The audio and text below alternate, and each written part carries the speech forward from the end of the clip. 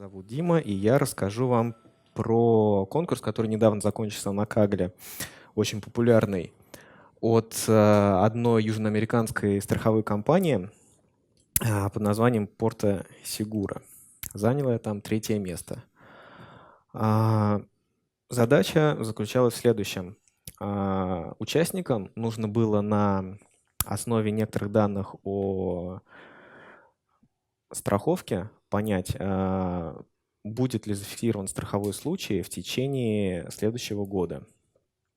Нам было дано где-то 57 полуанонимизированных признаков. Полуанонимизированных, потому что они были разбиты на определенные группы. Признаки машины, признаки человека и так далее. Ну и также было известно заранее, какие из них категориальные, какие нет. То есть в этом плане они довольно неплохо все подготовили. Сами данные были довольно несбалансированными, ну, что вполне логично, потому что страховые случаи, они довольно редкие.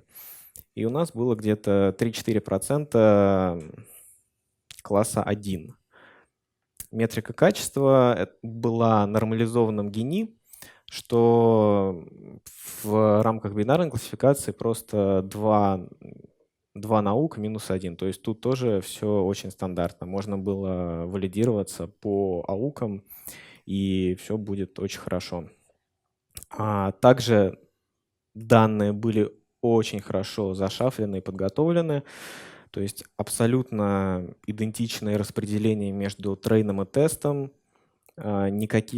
Среди категориальных фичей не было никаких внезапных новых значений, не было никаких выбросов, то есть все было очень хорошо причесано. Ну и, соответственно, не пришлось тратить время на какую-то излишнюю обработку данных. Вот. Всего предоставили нам 600 тысяч строк в трейне и 900 тысяч в тесте. Public-private разбили тоже рандомно. Решение было довольно-таки стандартным и вообще довольно близким к такому бейзлайну, когда ты просто на сырых данных обучаешь какие-нибудь деревья, немножко подтюненные, и засылаешь на лидерборд. Поэтому во многом начались войны с публичными скриптами, и вот эта вот борьба за последние циферки в метрике тоже разразилась. При всем при этом среди вот этих 57 фичей было довольно много шумных, непригодных к задаче. Более того, многие из них были вообще зачем-то автоматически сгенерированы и похожи на идеальное распределение. То есть где-то там просто рандомный шум гауссов, где-то рандомный шум равномерный. И понятно, зачем мне это добавили. Вот, и поэтому одним из, наверное, важнейших шагов для того, чтобы немножко приподняться над всеми остальными, было удаление неважных фичей и также, что интересно, hot encoding категориальных. То есть обычно это особо ничего не меняет, то есть вы их hot encodите или там просто оставляете как есть, но вот в данном конкурсе это позволяло немножко снизить шум. И, соответственно, убрав вот эти вот ненужные фичи, хорошенько все заход-энкодив и регуляризовав модели, можно было с помощью одного LightGBM и одной нейросети, просто их усреднив 0,5 плюс 0,5, попасть на третье место.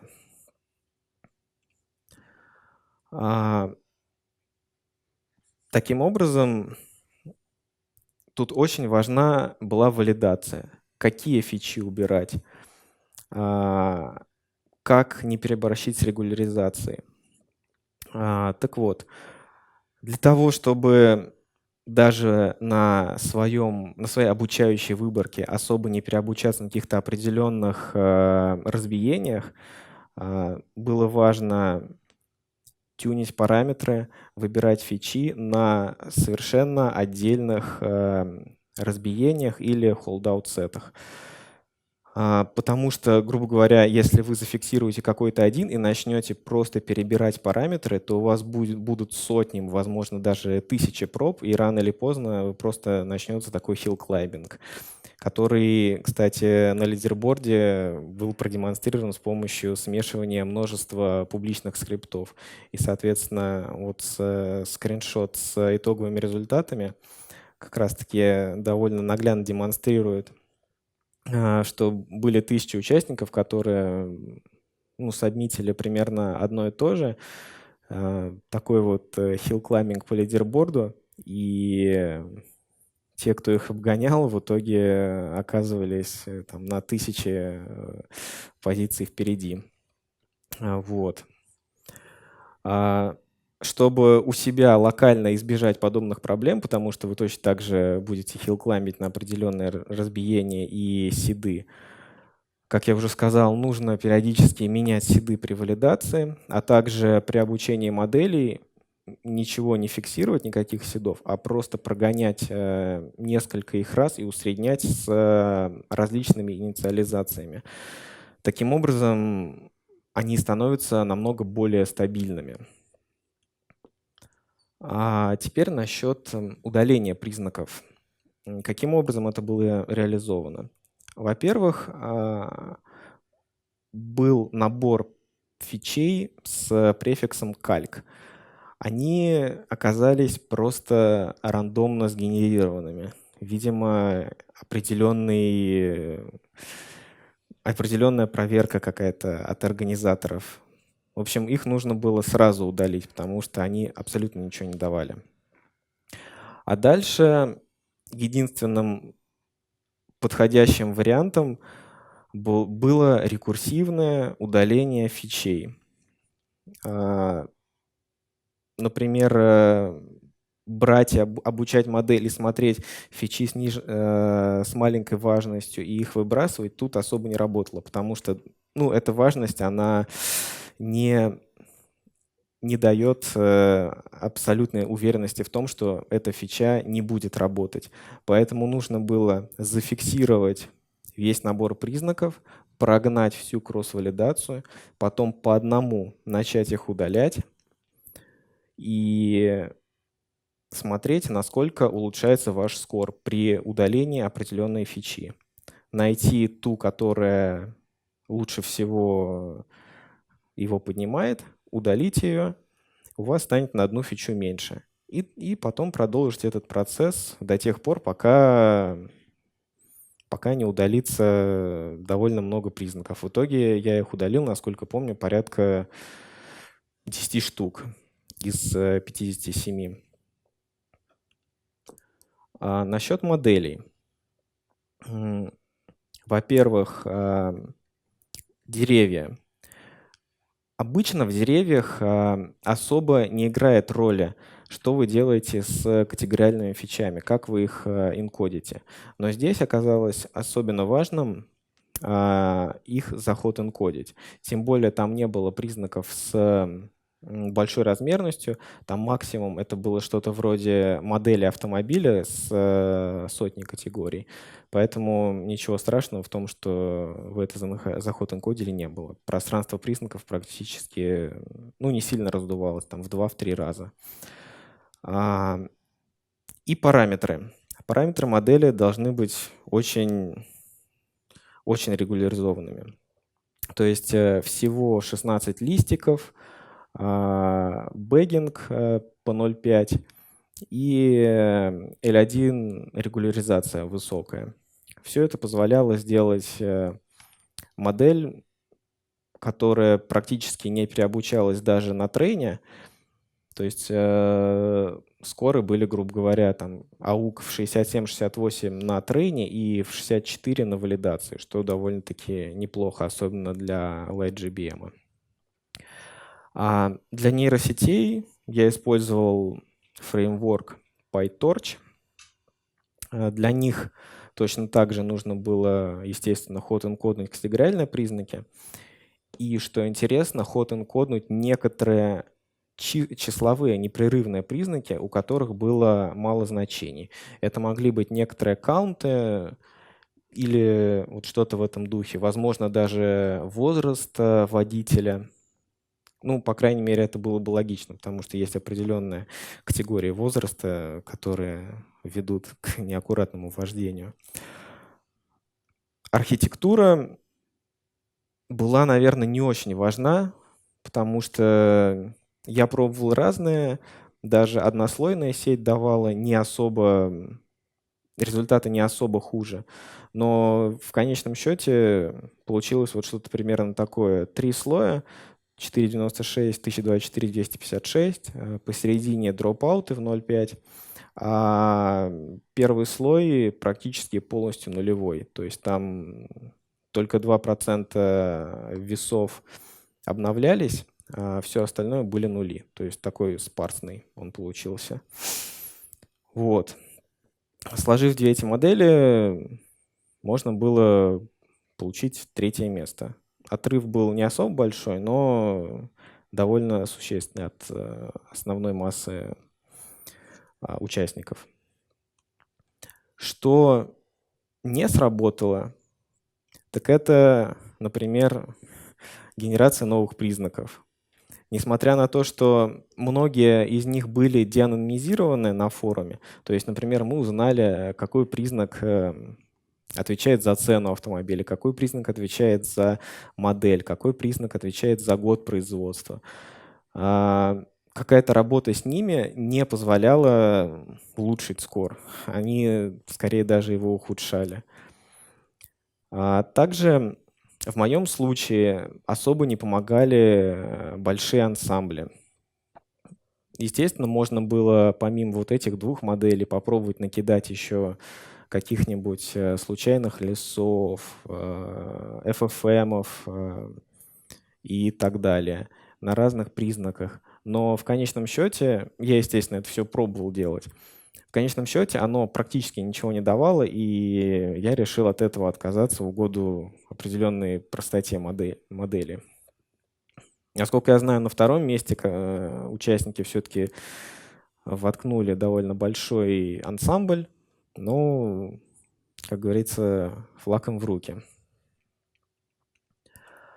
Помимо всего прочего, в этом конкурсе было довольно много интересных вещей, нестандартных для задач на Кегле.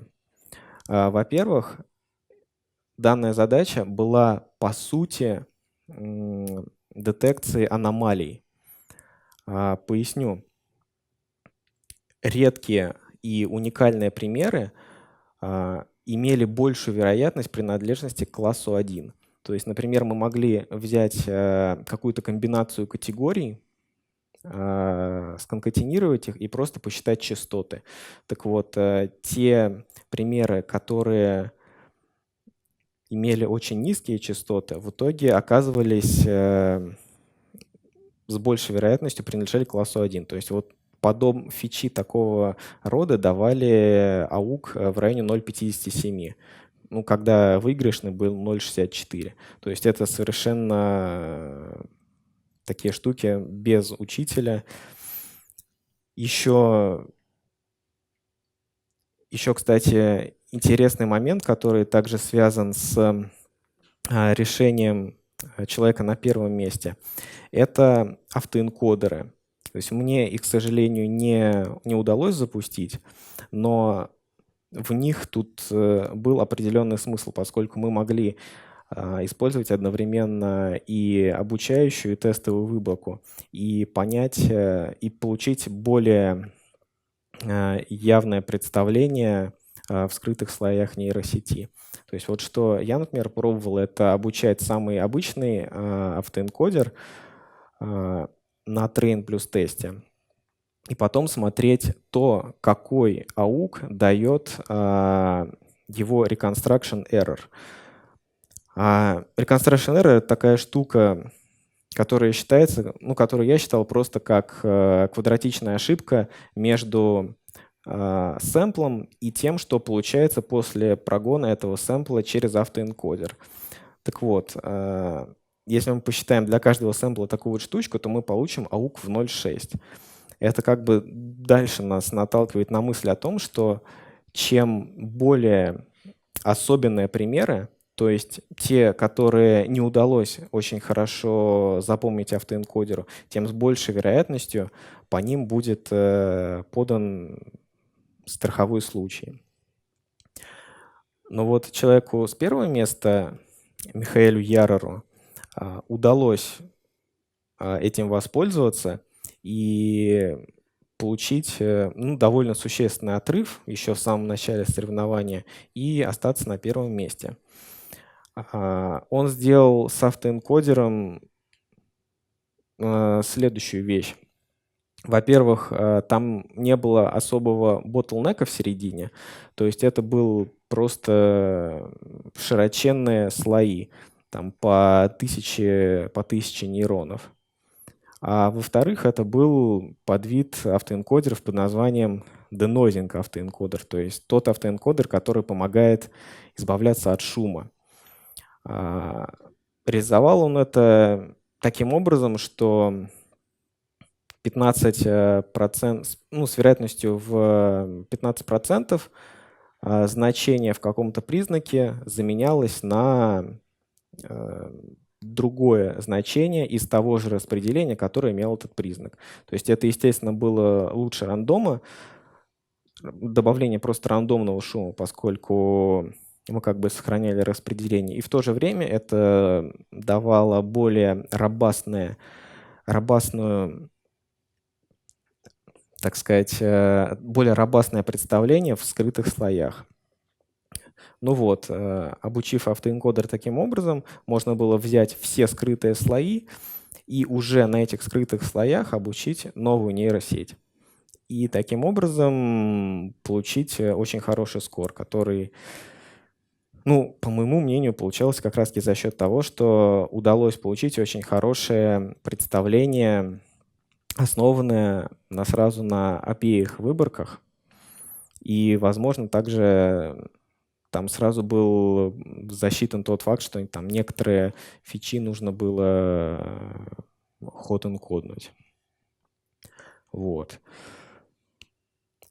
А в конце я хочу также немного прорекламировать курс, одним из авторов которого являюсь я сам. Курс как раз-таки про конкурсы, в основном на Кэгле. Там вы найдете очень много информации о том, как побеждать, о том, как работать с данными в принципе.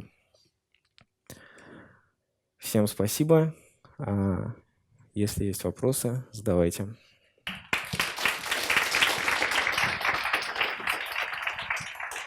Спасибо. Вопросы?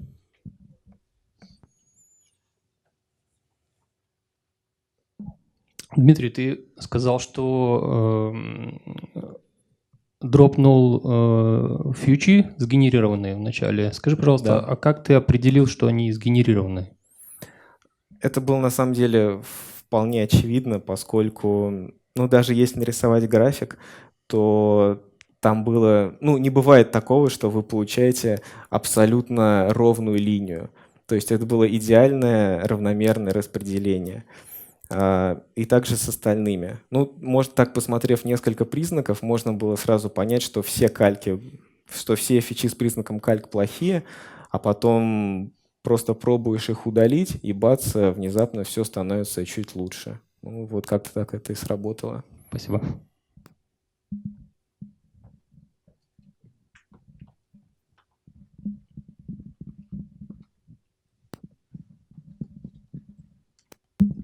Спасибо за доклад. У меня такой вопрос. Насколько признаки, которые в итоге получились, соотносились с теми, которые в публичных кернелах народ отбирал? То есть соответствуют ли они или что-то по-другому получилось? В публичных кернелах все убирали тоже признаки кальки, но там, насколько я помню, особо не заморачивались с удалением. Там были примеры с удалением с Барутой, которые юзали. Насколько они соответствовали? Я, к сожалению, до того не дошел.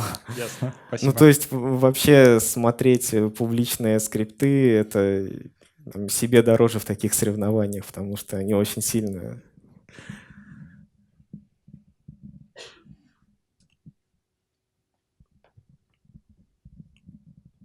Вот в алгоритме Recursive Feature Elimination, там, я как понимаю, random сидом между итерациями вообще не фиксировано, то есть там новая кросс-валидация. Фиксирован сид кросс-валидации. Фиксирован для всего алгоритма. Да. А вот к чему тогда было, что надо random seed менять в самом начале? Ну, к тому, что вот на определенном сиде вы провели Recursive Feature Elimination, но для итоговой оценки качества или же для дальнейшего подбора гиперпараметров уже лучше использовать другой сид. Понял. И такой еще вопрос. Вы пробовали какой-нибудь другой алгоритм для отбора фичей? Или только RFE и все? Ну, я начал, естественно, с менее затратных, таких как просто посмотреть важность признаков там, в тех же деревьях, но они недостаточно хорошо работали. То есть, выкинув там последние два признака, иногда получалось так, что скор даже не улучшался. Поэтому я решил, что лучше как бы уж на верочку сделать. Вот, пробовали добавить фичи после того, как выкинули? Все вот после окончания алгоритма какие-то Да, фичи добавить? я понял. То есть как бы действовать вперед-назад. Удаляешь фичи, потом из тех, которые удалил, заново пробуешь добавить, чтобы проверить, не удалил. Да, но там... Или это просто в эскалерне нет этого? В смысле... RFM, по-моему, в эскалерне реализован, а вот этот EDL нет. Ну, в любом случае, я как бы писал собственный цикл. У меня там есть вот эта процедурка, но она мне ничего не добавляла, поэтому я вообще этот момент опустил. Окей.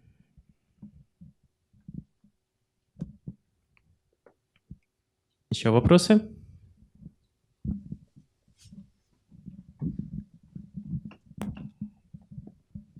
А для отбора фичей и для обучения использовалась одна и та же модель или все-таки разные?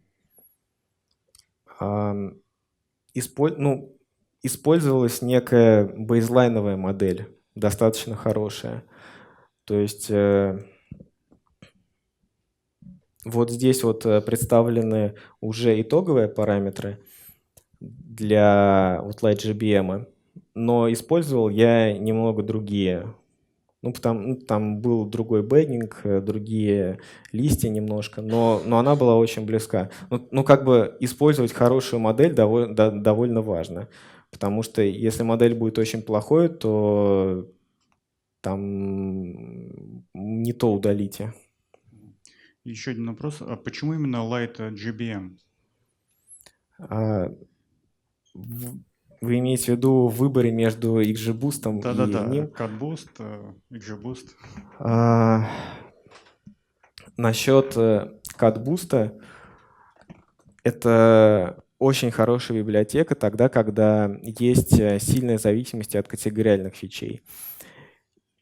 Здесь ее не было. То есть даже вместо того, чтобы делать тот же самый таргет-энкодинг, можете просто запустить CutBoost и посмотреть, дают ли что-то эти категориальные фичи. Если нет, то дальше с ним особо смысла возиться нету. А так он намного медленнее и ничего особо не давал, поэтому от него я сразу отказался. А в выборе между XGBoost и LightGBM, лично я уже давно перешел на LightGBM по той простой причине, что он просто быстрее. А по сути там получается то же самое, там особой разницы нет. Еще там, кстати, что лично мне нравится, это присутствие параметра число примеров в листе. В XGBoost такого нету, хотя это очень удобный параметр. Он в разных задачах бывает хорошо помогает.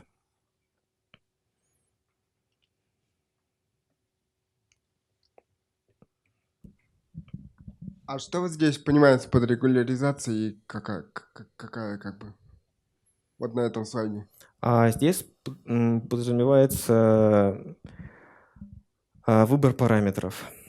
То есть в случае с деревьями Это маленькое число листьев и вот это вот лямбда. Ну, как бы я это для себя трактую как регуляризированный бустинг.